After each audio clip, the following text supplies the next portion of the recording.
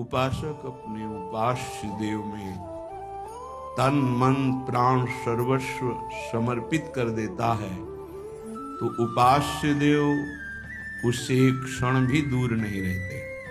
यही उपासना का अर्थ है। सदैव अपने इष्ट के समीप रहना उपासना, समीप रहना भाव से, तन से। हमारा तन उनकी सेवा में, मन उनके भाव में, वाणी उनके नाम गुण कीर्तन गायन में, श्रवणेन्द्रिय उनके श्रवण गुणों का करना, नाम कीर्तन का करना, नाम जप का श्रवण करना, साक्षात भगवत स्वरूप हो जाता है। जो है वही प्रकाशित हो जाता है। ये भटकना इसी जन्म में सुधर सकता है, पशु पक्षी आदि योनियों में नहीं। इसलिए सावधान होकर के एक एक क्षण, एक एक श्वास, एक एक वृत्ति राधा नाम में लगा दो, खुद परिणाम देख लोगे।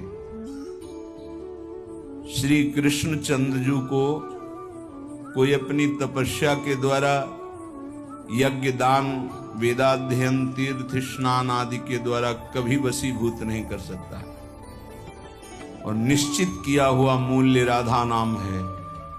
जो राधा राधा राधा वो प्रभु को अधीन कर लेता है। कुछ माफी मांगने की जरूरत ही नहीं पड़ती प्रभु से। अनुल्लिख्यानंता नपि तदपराधान मधुपतिर महाप्रेमा विष्टस्तौ परम देयम विंशति तवैकम श्री राधे गृणत ई नामामृत रसम महिम्ना कह सीमाम स्पृशति तो दास्यैक मनसाम। जो राधा राधा राधा ऐसा उच्चारण करते हैं, प्रभु उनके अनंत अपराधों का लेखा जोखा ही नहीं करते। श्री जी के नाम की ऐसी महिमा है, फिर जो श्री जी के चरण दास्ता में अपने जीवन को लगा दिए, उनको क्या मिलता होगा। किसी की सामर्थ्य नहीं कि कोई इसका वर्णन कर सके कि जिस कृपा सिंधु की एक कृपा कोर से दुरंत राक्षस भाव को प्राप्त भी परम पद के अधिकारी हुए, वही कृपा समुद्र का सार रूप हमारी लाडली जू, उनकी कृपा को कौन जान सकता है। जैसे प्रभु श्री कृष्ण चंद्रजू को रिझाने के लिए एकमात्र उपाय है अनन्यता, ऐसे प्रियाजू को रिझाने के लिए एकमात्र उपाय है दैन्यता। श्री जी के हो के अत्यंत दैन्य हो जाओ तो अवगुण करे समुद्र सम गनत नापनो जान। ये मेरा जन है, बस इस बात से हम जीत जाते हैं। श्री जी के चरणारविंद में अपनापन हुआ कि हम जीत गए। अवगुण करे समुद्र सम, समुद्र के समान यदि अपराध बन जाए तो मेरी लाडली जो मानती ही नहीं कि अपराध हुआ है। पर ये अनन्यता, ये दैन्यता बिना रसिक महापुरुषों का सेवन किए नहीं आ सकती, और बिना वृंदावन के रसिक जनों का संग नहीं मिल सकता। वृंदावन की कृपा के बिना विशुद्ध प्रिया प्रीतम के अनुराग में जिनका मन लगा हुआ है, ऐसे रसिकों का संग नहीं मिल सकता। वो मिलेगा तो वृंदावन की कृपा से। कभी भी कहीं भी किसी को भी यदि ये सौभाग्य मिला तो पहले वृंदावन की कृपा हुई, तब ये सौभाग्य मिला। श्रीपाद प्रबोधानंद जी महाराज कह रहे हैं, गाढ़ा शक्तिमता मपीह विशेष स्वत्यंत निर्वेदतो दृक्पाते सहिष्णुतातिशयिनाम योगे समुद्योगिनाम ब्रह्मानंद रसैकलीन मनसाम गोविंद पादाम्बुज द्वंद्वाविष्टधियां च मोहनमिदं वृंदावनं स्वैर्गुणैः। बड़ी महिमा की बात कह रहे हैं श्रीपाद प्रबोधानंद जी महाराज। स्वैर्गुणैः मोहनोपि अपने प्रभाव से तुम्हारे मन और चित्त को मोहित करके प्रियालाल के चरणों में समर्पित कर देगा। ये वृंदावन का प्रभाव है। जब अपने को सबसे दीन समझा जाए, नाम जापक अपने को सबसे दीन समझे, मैं सबसे नीच, ओ ऐसा आप सत्य मानिएगा।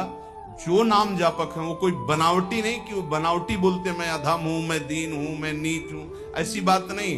अनुभव होता है प्रभु की कृपा कहां और कहां मैं नीच, ऐसा दोनों का तारतम्य अनुभव होता है।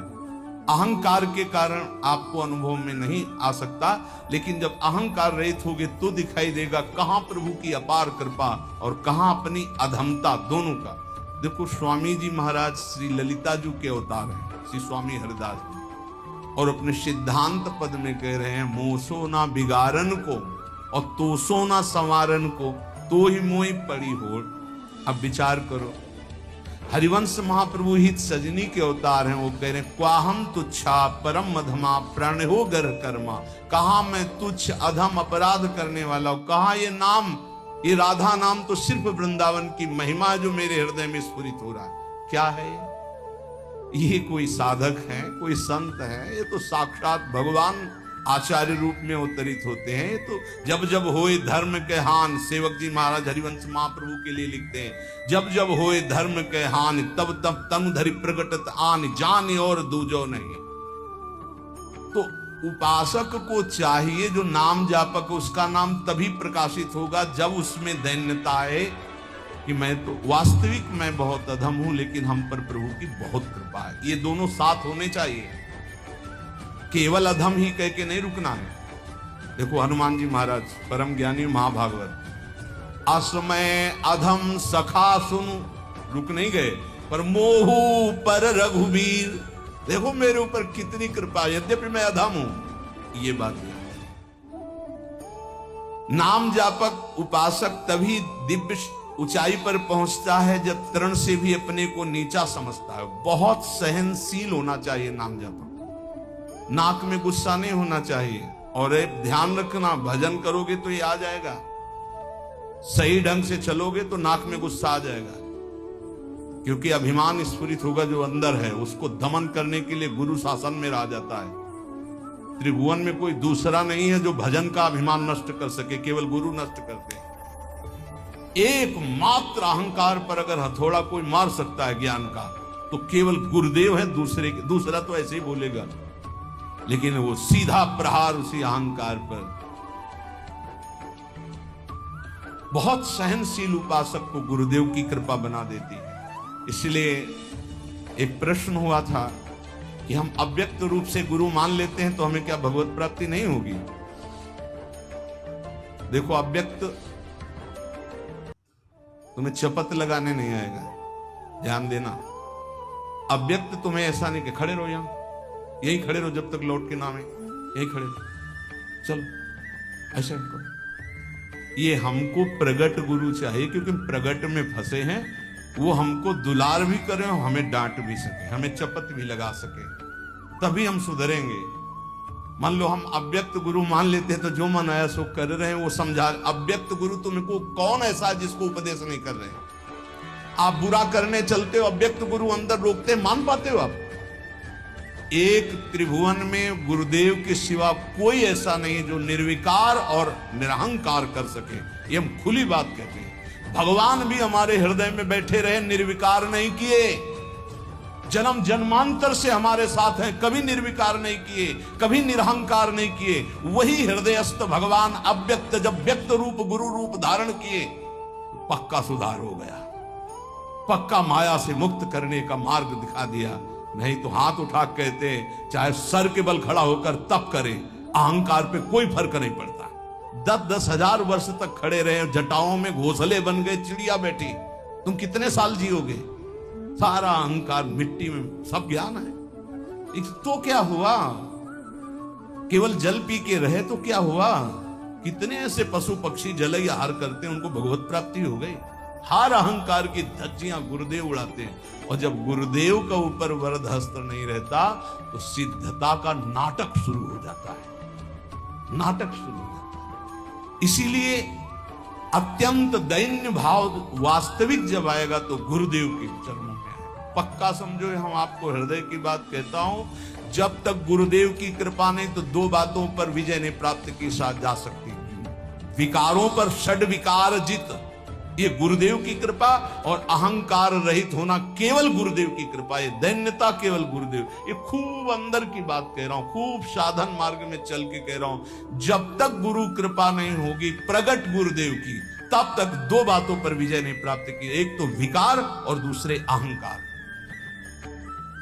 बहुत सहनशील होना, सहनशील गुरुदेव बनाते हैं, ठोक ठोक के हर जगह, जहां कमजोर हो वहीं पीट पीट के। दूसरों को मान देना और स्वयं अमानी रहना, ये गुरुदेव की कृपा से ही आता है। जो शुद्ध रसिक महापुरुष भगवत प्रेम में डूबे हुए हैं, वही अमानिना मान देन स्थिति प्रदान करते हैं। ये स्थिति बनावटी नहीं होगा, बनावटी टिक नहीं पाएगा। चाहे जितना भारी विद्वान तपस्वी पांडित्य से युक्त क्यों न हो, जब तक वो अपने को तृण से नीच नहीं समझता, सहनशील नहीं होता, दूसरों को सम्मान देना, स्वयं अमानी रहना, तब तक उसमें भगवत भाव का प्रादुर्भाव नहीं होता। ये बात बहुत ध्यान देने की है, नहीं खाली भटकना पड़ेगा। ऐसे हमसे बनते रहेंगे कि अंधा बटे और पड़ा चबाए। भजन करना कठिन, करके बचाना कठिन, बचा के पचाना कठिन। उपासक को चाहिए कि भूख लगे तो आधा पेट भोजन कर ले, प्यास लगे तो जल पी ले। जो विरक्त है उसे सदैव अपने साधन पथ को पुष्ट करते रहना चाहिए। अपने भजन, अपने साधन, अपना संयम, अपना ब्रह्मचर्य। कलयुग में सरल, सहज, महामहिम, परम सिद्धि प्रदान करने वाला नाम है, नाम। एक बहुत बड़े विद्वान थे, महाप्रभु चैतन्य देव नाम जी की महिमा वर्णन कर रहे थे, तो उसने कहा ये सब हम नहीं मानते, ये शास्त्रों में अर्थवाद कहा गया है। अर्थवाद कहते हैं कि फल स्तुति का वर्णन है, ऐसा वस्तुता नहीं है। इतना सुनते ही महाप्रभु ने कानों को ऐसे अंगुली से बंद किया और कहा कृष्ण कृष्ण कृष्ण कृष्ण कृष्ण, श्री हरि श्री हरि श्री हरि श्री हरि। कितनी बड़ी पाप की बात कह दी और हमने सुन लिया।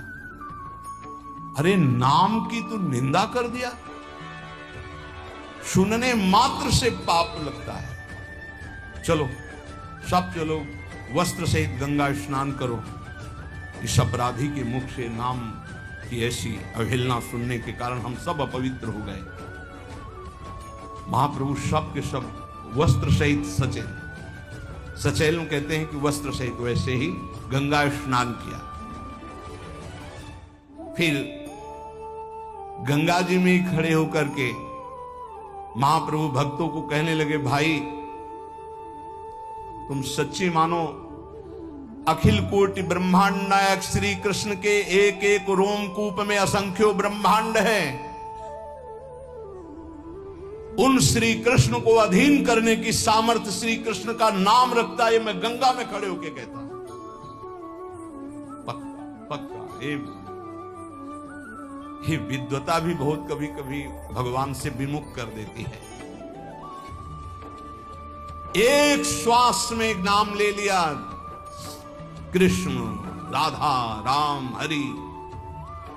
भारी पड़ जाएगा तुम्हारे हिसाब में जब तुम्हारा शरीर छूटेगा और तुम्हारे रजिस्टर को देखा जाएगा तो एक कृष्ण नाम निकलेगा, तो वो तुम्हें तार देगा। एक कृष्ण नाम, ये ध्रुवदास जी महाराज कह रहे हैं, एक नाम त्रैलोक ही तारे, जो ना ले सो जन्म ही हारे।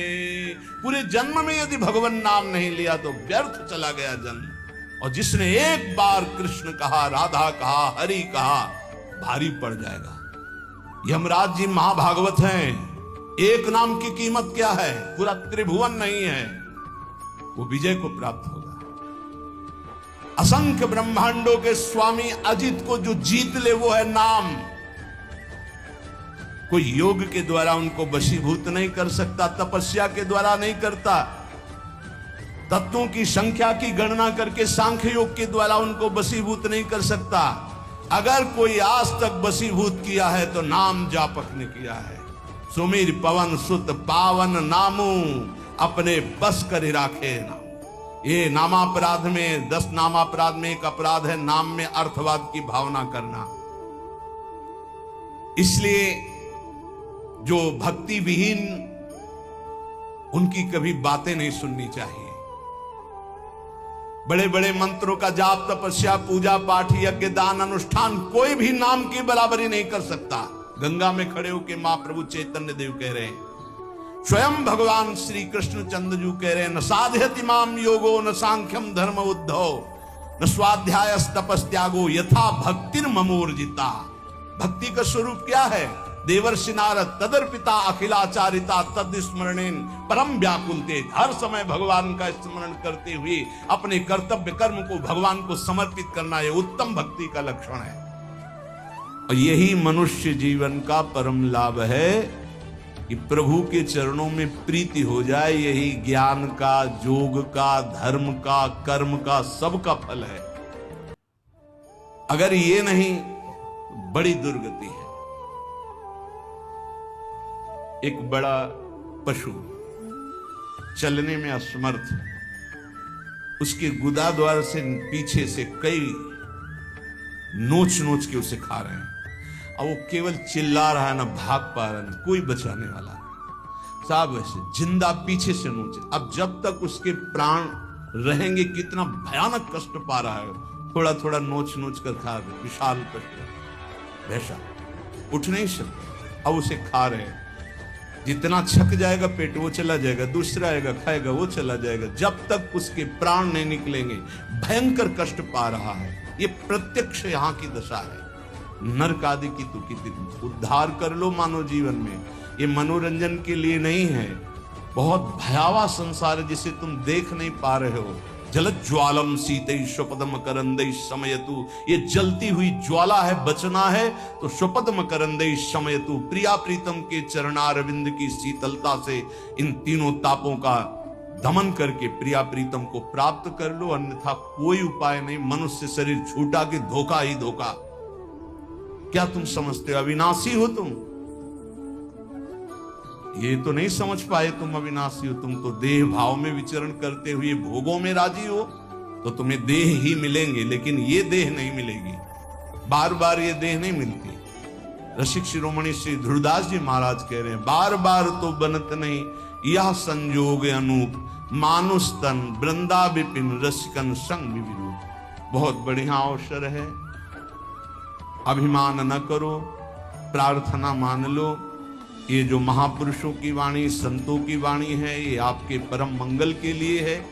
ये किसी स्वार्थ से युक्त नहीं है। ये तुम्हारे परमार्थ को, परम अर्थ, परम सुख प्रदान करने वाली है। कोई कितना भी तुम्हारी निंदा करे, क्षमा शस्त्रम करे यस्य दुर्जना किम करिष्यति, अतृणे पतितो वह्नि स्वयमेवोप शाम्यति। वैष्णव के पास एक महान अस्त्र है जिससे वो दूसरों को परास्त करता है। क्या? क्षमा। ध्यान देना, ये वो अस्त्र है जो सांप से भी भारी है। उमा क्षमा सापहुते भारी, अपने कर्म जाय अपकारी। तुम्हें क्षमा शस्त्रम करे यस्य दुर्जना किम करिष्यति, क्षमा रूपी शस्त्र का प्रहार करो, अर्थात क्षमा कर दो। दुर्जन लोग तुम्हारा बिगाड़ नहीं सकते क्योंकि भगवान है। जैसे तिनका जलकर भस्म हो जाता है, ऐसे ही दुर्जन लोग अपने आप सापहुते भारी। वैष्णव को क्षमा करना चाहिए। कहते हैं कि जैसे छात्र क्लास में पढ़ता है, जब उसकी क्लास बदलने का समय आता है तो उसकी परीक्षा होती है, ऐसे साधु वैष्णव की परीक्षा होती है। क्या परीक्षा होती? उसको गाली दी जाएगी, अपमान होगा, निंदा होगी। ये ध्यान देना, ये परीक्षा अगर पास हो गए क्या क्षमा और शांति, तो आगे क्लास में पहुंच जाओगे भूमिका में, नहीं फिर नीचे बने रहोगे। इस लोक में तुम्हारी चाहे कोई कितनी निंदा करे, तुम उसकी निंदा मत कर देना। निंदा को सहन करना। निंदा दो प्रकार की होती है, एक अपवाद और एक प्रवाद। महाप्रभु चैतन्य देव, अगर बुरा काम तुमने किया और फिर उसकी निंदा हो रही है तो ठीक हो रही है, तुम्हें बचना चाहिए, उसमें भी तुम्हें नाराज होने की जरूरत नहीं। और अगर तुमने बुरा काम नहीं किया और तुम्हारी निंदा हो रही तो बहुत ठीक हो रहा है, तुम्हारा भारी प्रारब्ध जो शरीर में दंड मिलने वाला था वो निंदा के द्वारा काटा जा रहा है। भगवान की विशेष कृपा है। दोनों स्थिति में, प्रवाद और अप्रवाद में भी तुम्हें किसी तरह क्रोध नहीं करना है। बहुत बड़े महापुरुष चरणदास जी महाराज, साधो निंदक मित्र हमारा, निंदक को निकटे ही राखो, ओ न देऊ न्यारा, साधो निंदक मित्र हमारा। निंदक नियरे राखिए आंगन कुटी छवाए, कमरे में नहीं बीच आंगन में रखो, उठते बैठते देखे, एक एक दोष वर्णन करे। ये बड़ी बढ़िया बात है। निंदा करने वाले भारी पापों का नाश कर देते, बात मान लो। पर जब निंदा होती है तो ऐसे लगता है जैसे दिया सलाई पेट्रोल डाल के लगा दी गई। और उसके प्रति यही आएगा कि अगर तप होता तो राखी करके छिड़ो, दिखा देते लोगों को। हाँ, ये अगर अंदर वृत्ति है तो भगवदानंद की अनुभूति नहीं होगी। ध्यान रखो, सहना पड़े अपवाद और प्रवाद। अपवाद, यदि गलती हुई है उसकी निंदा हो रही तब तो ठीक ही हो रही, उसमें क्या बोलना है। और अगर गलती नहीं हुई, निंदा हो रही तो बहुत ठीक हो रहा, तुम्हारे प्रारब्ध का नाश हो रहा, पूर्व प्राप्त जो शरीर को दंड मिलता और निंदा देके भुगता दिया गया। कह रहे निंदक को निकट ही रखो, बढ़िया सुविधा देके रख सकते हो। प्रशंसा वाले को रखा जाता है नजदीक। खड़े हो माइक। तो आप लोगों के बीच में हम ये बड़े गर्व से कहते हैं कि पूज्य महाराज जी का सानिध्य हमारा परिवर्तन कर दिया। और हम वही माइक से बोलने लगे, बड़ा दुर्भाग्य इनका संग मिला। दृष्टि बदल जाए तो कह देला, बड़े बड़ों की बात होती है, छोटों की नहीं। निंदा में अच्छे अच्छों की दृष्टि बदल जाती है, रौद्र दृष्टि हो जाती है। जो निंदा होने पर शांत रहे वो स्थिति प्रज्ञ महात्मा। पूज्य बात उड़िया बाबा जी, जैसे कोई विदेशी भाषा में हमको गाली दे, हमें पता ही नहीं क्या बोल रहा है, मुस्कुरा के चल देंगे। जब हमारी भाषा में हमको गाली दे और हम ऐसे मुस्कुरा के चल दे, बिल्कुल बुरा ना लगे, तो समझो स्थिति आई है। पाछे निंदा करियग धोवे, सुनि मन मिटे विकारा, जैसे सोना तापी अगिन में, निर्मल करे सुनारा, साधु निंदक मित्र हमारा। ये निंदक लोग कितने कृपालु हैं। ये पीछे से निंदा करते हैं और क्या करते हैं, समस्त विकारों को उसके मिटाकर ऊपर उठा देते हैं। पक्का निंदा सह गए तो भूमिका बदल जाएगी। बहुत कठिन है निंदा सहना, बहुत कठिन है। निंदा सह गया तो द्वंद्व सहने की ताकत आ जाएगी। स्तुति बहुत अच्छी लगती है, नहीं? बगल से निकल के कोई भी ये कह रहा कि बड़े भाग्य हैं ऐसे महात्मा के दर्शन, और कान में पड़े तो ऐसा लगता है बर्फ की सिल्ली रख गई, नहीं? तो जब कोई न कोई प्रणाम न कोई नमस्कार और कटु वचन बोले, फिर उसके हमारा नम्र भाव, ये हमारी वैष्णवता, ये साधुता है। क्या करते, जैसे अग्नि में तपाकर सोना शुद्ध होता है, ऐसे निंदा करके ये लोग हमारे पापों का नाश करके हमें ऊंची स्थिति प्रदान करते। तो कौन बड़ा हुआ, जो हमें स्तुति करके नीचे गिरा दे या जो निंदा करके ऊपर उठा दे? जो ऊपर उठा दे। तो निंदक मित्र हमारा। बोले घन अहरन कसी हीरा निबटे, कीमत लक्ष हजारा। कांच और हीरा की पहचान कैसे होती है? एक घन में पहचान होती है। घन लोहे का एक हथौड़ा जैसा होता है और उसको ऐसे रख के पक्की जगह पे, लोहे पे, और ऊपर से घन मारो। अगर नकली हीरा है तो छार छार हो जाएगा, और असली हीरा है तो कुछ फर्क नहीं पड़ेगा। तो बोले असली संत में जहां गाली गलौज निंदा अपमान करो कोई फर्क नहीं पड़ा, अगर टूट गया तो नकली हीरा था, असली हीरा नहीं। घन अहरन कसी हीरा निपटे, तो कीमत लक्ष हजारा। ऐसे जांचत दुष्ट संत को, करन जगत उजियारा। साधो निंदक मित्र हमारा। ये भगवान से मिलाने वाले बनते हैं, निंदा करने वाले। ये दुष्ट जन जो निंदा करते हैं, ये हमें भगवत प्राप्ति कराते हैं। इनके चरणों में कोटि कोटि प्रणाम। इस संसार में फंसने नहीं देते, छोटी सी छोटी गलती सामने रख करके हमको भगवान से मिला देते हैं, हमारे पापों का नाश कर देते हैं, हमारी बाधाओं का नाश कर देते हैं। जोग यज्ञ जप पाप कटन ही तू करे, सकल संसारा।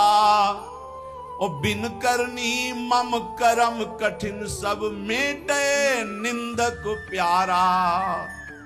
कितनी बढ़िया बात। बड़ी बड़ी साधनाओं से पाप नष्ट करने का प्रयास किया जाता है, लेकिन निंदक, हम कुछ प्रयास भी नहीं कर रहे, हमारे सारे पाप नष्ट कर रहा है निंदा करके। कितना प्यारा मित्र है। बिन करनी मम करम कठिन, सब मेटे निंदक प्यारा। सुखी रहो, ये कोई संत ही बोल सकता, ये केवल संत हृदय बोल सकता है। सुखी रहो निंदक जग माही, रोग न हो तन सारा। हमारी निंदा करने वाला, उतरे भव निधि पारा। ये कोई महात्मा ही बोल सकता है, दूसरे की ताकत ही नहीं। कह रहे हैं निंदक सुखी रहो, इस लोक में तुम्हारे शरीर में कोई रोग ना हो, और मेरी निंदा करने वाला परलोक में भगवान को प्राप्त हो। ये मेरा आशीर्वाद है। क्या संत है, क्या इनका हृदय कौन जान सकता है। सुखी रहो निंदक जग माही, रोग न हो तन सारा। हमारी निंदा करने वाला, उतरे भव निधि पारा। साधो निंदक मित्र हमारा। निंदा जो कर रहे हैं, निंदक के चरणों की स्तुति भाखों बारंबारा। चरण दास कहे सुनियो साधु, ये निंदक साधक भारा। ये निंदा करने वाले भगवान की प्राप्ति कराने में बड़े सहायक हैं। हे साधु, कभी इनकी निंदा मत करना। जो तुम्हारी निंदा करे तुम सह जाना, तुम्हें भगवत प्राप्ति करा देंगे, पक्की बात। इसलिए महाप्रभु चैतन्य देव अपने श्रीमुख से कह रहे हैं कि यदि लौकिक और पारलौकिक उन्नति प्राप्त करना चाहते हो